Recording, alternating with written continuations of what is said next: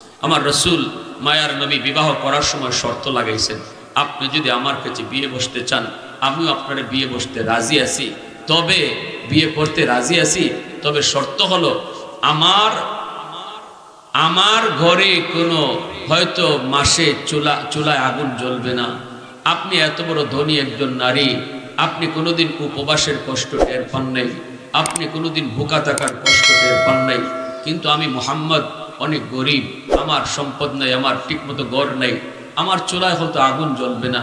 আপনি কি এটা মানিয়ে নিতে পারবেন?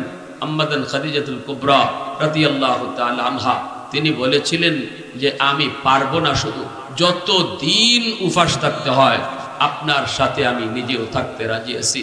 আল্লাহ রসুল আরেকটা শর্ত দিয়েছিলেন, আপনার যত সম্পদ সব সম্পদ গরিব দুঃখী মানুষের জন্য দান করে দিতে হবে।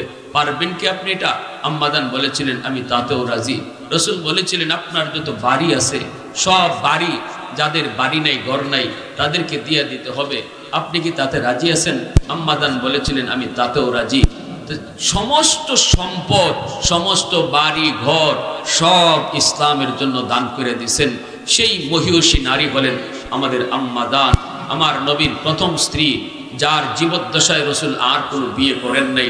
আম্মাদান খাদিজাতুল কুবরা রাদিয়াল্লাহু তাআলা আনহা নবীজির জন্য একটা ছায়া ছিলেন, আল্লাহ নবী আশ্রয়ের জায়গা ছিলেন। নবীজি দাওয়াতের কাজ করে শারীরিক ব্যথা মানসিক ব্যথা পায়া রসুল যখন ঘরে আসতেন আম্মাদান রসুলকে সান্ত্বনা দিতেন, সান্ত্বনার বাণী শুনাইতেন, নবীজির মনটা ভরে যেত। এজন্য আম্মাদান যতদিন দুনিয়ায় ছিলেন রসুল আর দ্বিতীয় কোনো বিয়ে করেন নাই। সেই আম্মাদানের নাম হলো খাদিজাতুল কুবরা